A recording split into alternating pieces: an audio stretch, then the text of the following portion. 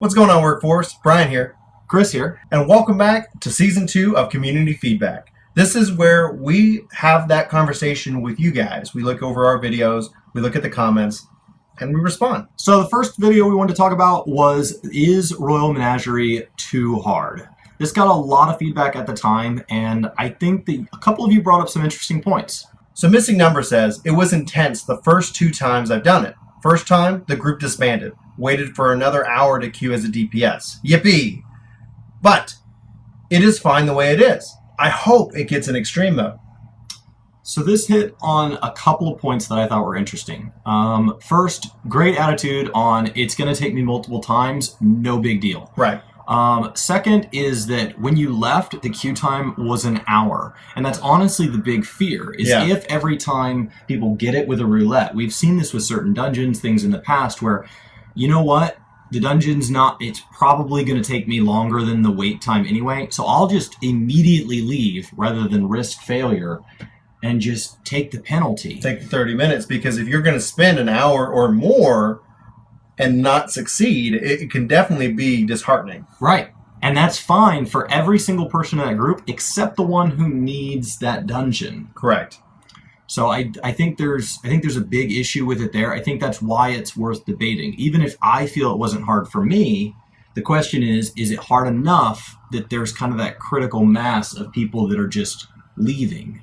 Now, what we'll see here is eventually, if that happens enough, we will see that fight get nerfed. The question is that will they nerf it just because, or will it be the fact that people go in and just drop out? We ended up just doing the steps of faith, which, if you guys remember, that's what gets you into Heaven's Word. And we got in, and somebody was like, "I'm out." Yeah. No, we were able to clear it because we got that role. It was a DPS who dropped, Sure. so we got that role filled in immediately, and we actually had a lot of new people, 4 to be specific. So we were able to clear it without any real trouble, which was nice. But there's still that, I wonder, is there still that stigma? Even if they do nerf it, is there still going to be a stigma that's attached to it? And the only way to answer that is to find out in the long run. Yep. And the last part you said is, it's fine the way it is. I hope it gets an extreme mode. And this is actually Yoshi P's view. He went over that in the last time that he talked about this live in front of us and said, I think it's not only okay the way it is, I think that actually we're going to make it harder. Yes. And I can't even imagine what the extreme mode is going to look like. I can't wait just to go throw myself at it just for that sense of feeling. I thought the normal mode was really well balanced. It was very mechanically challenged. There were definitely some various checks in there, but it was visually fun. There was so much going on. I never felt bored doing it. And anytime we have to take a friend through it, it's nice. Yes. It also helps that people know what's coming up, because that helps reduce stress and frustration. I don't think I've had a single run through it where everything I did was optimal. Right. I've always made either I got a little off in my rotation or I didn't switch targets fast enough. And so I think there's a lot of room for it to get harder, because obviously it tolerated me playing that way. And I look at all the other people that are laying face down sometimes, and they're obviously not playing optimal. Right. But I think it's going to be interesting to see that how forgiving and how challenging an extreme mode of this would be. So who knows? Who knows when that will happen? But I think Shinru deserves it. I think the community deserves it as well. For those looking for that, Absolutely, that tough challenge. That would be a great cherry on top of 4.1. Missing Number, thanks so much for the comment. Thanks so much for your positive attitude, and yeah, awesome. All right.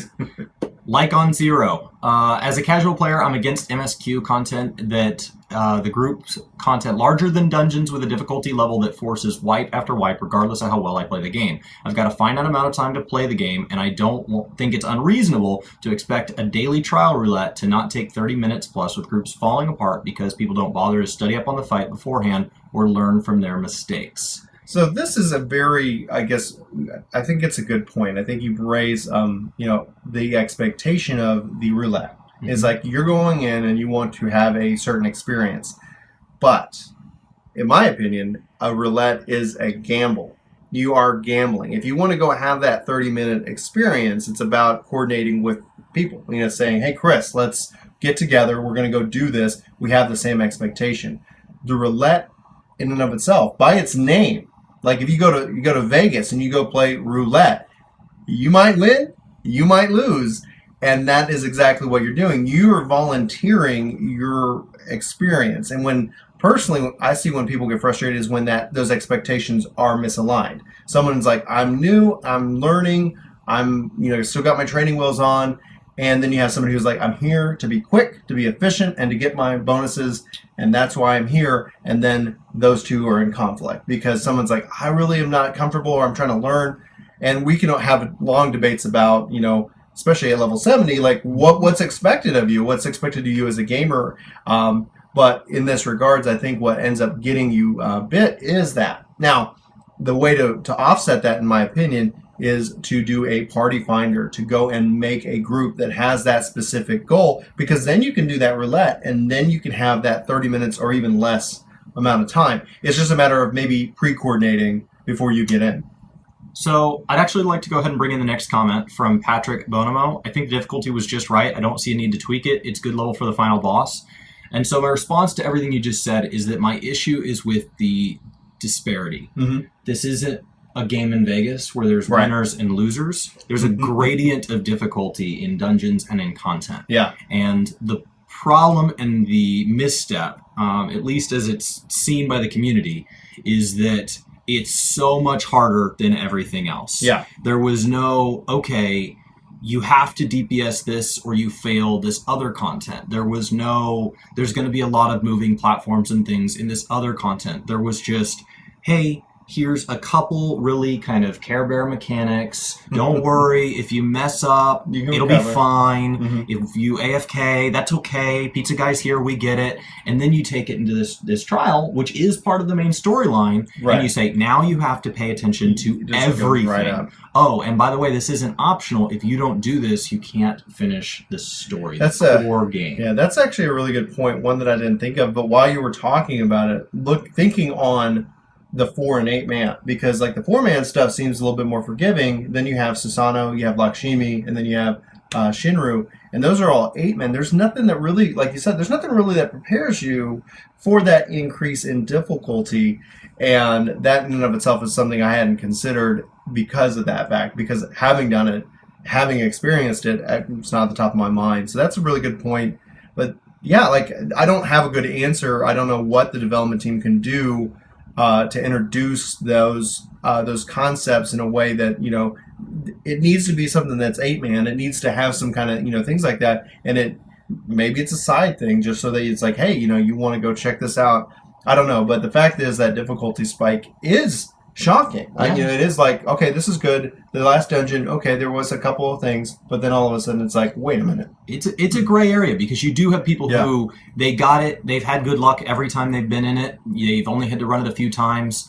It was easy for them. And then you've got people who just slammed into a wall and they're not willing to come out and say, I was bad. It's 100% of commenters were not the problem in their party.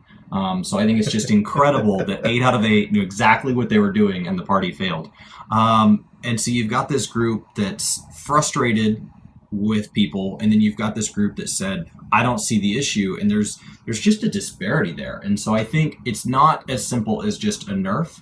And one of the things that a lot of people have brought up is that it will self-nerf. It doesn't have to be a literal, patch notes line that says...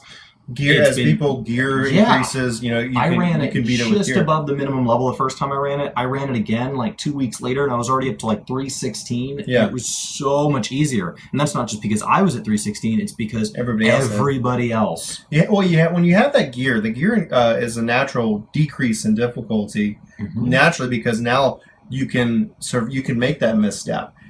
Where at gear level, a misstep could mean a wipe. Or it could mean, you misstep, then you misstep, and then everybody's done. But when you have better gear, oh, well, okay. But the healer's got, healer gets you back up. Or if you're the healer, you've got a decent enough MP pool that you're able to really kind of help, offset mistakes. And when 7 out of 8 people are overgeared, that in and of itself is, you're right, an absolute self-nerf. So thank you both. Thank you both for commenting. Great comments. Thanks, guys. All right, let me see if I can pronounce the names right. Lashkan, right? A survey says, well, we're going to go with it. So Leshkan says, I see a lot of comparisons with Steps of Faith. But the way that I was explained, I wasn't there at the time, the problem wasn't the difficulty, but the time sink. If you failed a mechanic in the middle of the fight, you knew you were blanked. But there was no way just to die and restart. You had to wait out the entire 10 plus minutes for you to fail. It was literally faster just to quit and wait out the 30-minute penalty. As a result, people weren't gated because of skill, they were gated because people would literally quit, and it was nigh impossible to even get a group whatsoever. And so this in and of itself is why they nerfed the Steps of Faith. You're absolutely right. This is why, because it was quicker for me to quit. Yeah, it's like, wait a minute, okay, I can go fish, I can go chop down some trees, I can go craft for 30 minutes, or I can go just do something else, and I come back and I'm okay, because you would literally could spend an hour and a half in there and not make that progress. And that's where the frustration came in. It was that, hey, you're not getting these mechanics, or hey, you're not getting this. And that was a long fight. I love that fight personally. It's, I think, one of the most interesting, boss 8-man fights, because you're not like in one platform. The entire fight is moving along, and it was really interesting. But that's that's what they had to do. There wasn't another option, and it's always interesting to see and remember how difficult it was. You couldn't miss a dragon fire dive. I think on one of those like dragon killer spears. It's the lack of consistency. Mm-hmm. That's what it is. And if the moment Steps of Faith had come out, every single dungeon after that had been released at the same difficulty as Steps of Faith, everybody would have either quit the game or gotten better. Mm-hmm. Or the people who got better would have stayed, and there also would have been people that quit the game. And so the issue here is, how are they going to do it different this time around? I don't think this is as bad as Steps of Faith was. No. But I do think that there's an opportunity for consistency here, because there's an overwhelming number of people on every forum I read, every comment post I read, that says this was fine, this was just right. And as those people get the hang of it and they start to move proactively, when you have to get out of a mechanic and everybody gets out at the last second, the guy who doesn't know what's going on doesn't have anybody to follow. Right. But as you get to the point where everybody knows, okay, it looks like he's going to have us running left, and they start running left before the AoE even pops, that gives the people who are learning a chance to follow. Mm-hmm. And so I think that really, it overwhelmingly feels like you guys are just saying they need to be more consistent. It's not that this was too hard, it's that the groundwork wasn't laid. So there's an underlying theme going through all of this in this entire conversation. I'm going to pose that question to you, and I'm going to pose the question to everybody here, is that what level of responsibility does a new player have to go and study the content that they're about to go into, at the same time as what period of time should that take? Usually we see this with Omega, with all these fights, that people will go in and we're going to go all in and learn. No, there's the expectation that nobody knows really what this is about. Maybe somebody's already kind of run it once and will ask, like, hey, what did you experience? But what level of responsibility does a new player have to new content to them, and at what time interval? Like, do you think, is it 2 weeks? Is it 3 weeks before the expectation is, hey, this is up on YouTube, Work 2 Games put out this great guide, or whatever, or somebody else. What expectation does the community should have on a new player? Are they required to go out and study before going into an 8-man content? That's a fair question. I could see it either way. Mm-hmm. I pay a sub to play a game to relax, not to do homework. But on the other side of that, I've got other people's very real time on my hands, mm-hmm. and I can take 7 people's day who did take the time to care, and maybe they watch the video at lunch at work so that when they get home they can play and do it right the first time. Right. And I am now wasting their time. And maybe as a DPS they can get by without me, but if I'm a tank or a healer, suddenly I'm a more important person because I chose not to watch the video. If we fail, they have the weight. We don't. Like, as a tank or a healer, it's like if they fail because of me, they'll disband. I won't get a penalty, right? And I'll get an instant queue right into the next dungeon. And they might have a 2-hour wait. So I don't have a really good answer to my own question, and so that's why, again, I want to pose this to the community. What do you guys think? What is your expectation? And we'll be sure to cover it on another episode of Community Feedback. So thank you guys so much. There were a lot of great comments. We try really hard to reply to every comment on the channel, at least as many as we can. Yeah. And there's a lot of good stuff going down in these comment sections. So be sure you guys engage with each other. We really do appreciate it. We get a good kick out of some of your comments. Yeah. Thank you guys so much for watching. This episode was about you guys and what you're saying as kind of we ask each other a lot of questions, but there's a lot of other good viewpoints in here. So I hope you guys have a great day. This has been Chris. And Brian. Thanks for watching. Take care. Thanks so much for watching this video. If you want to check out any other videos, you should click over here. And then we've got like some kind of vlog thing down here in the corner.